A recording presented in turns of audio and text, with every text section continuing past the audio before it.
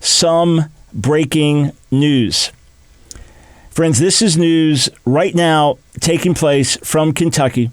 A federal judge has held Kim Davis, the Rowan County clerk, has held her in contempt of court, sentenced her to jail until she agrees to sign marriage licenses for same-sex couples.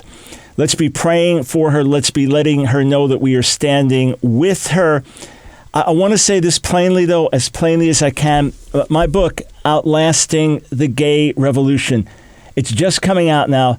I wrote it for these very reasons, friends. Principle number 1 in the book: never compromise your convictions. And I end that chapter by saying it's time to face reality, friends. We are now codified as bigots. We are now in a position, while just holding to our convictions and doing what Americans would have thought normal and proper for generations, could now land us in jail. Principle number 1, never compromise your convictions. Principle number 4, refuse to redefine marriage.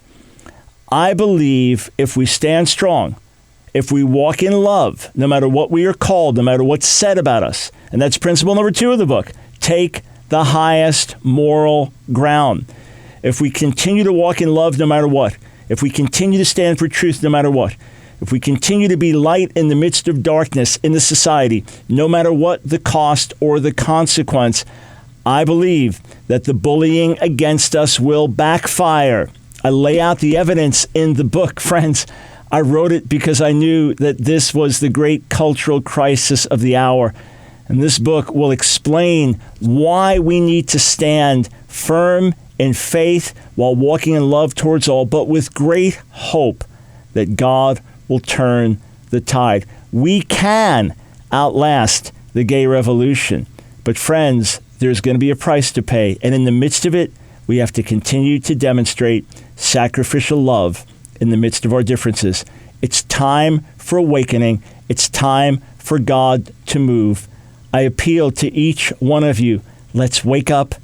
Let's consider the cost. Let's examine our own lives. Let's give ourselves to prayer and fasting for awakening and for outpouring of the Spirit on those who identify as LGBT. This is the great issue of our era. How will we respond? We can, by God's grace, outlast the gay revolution.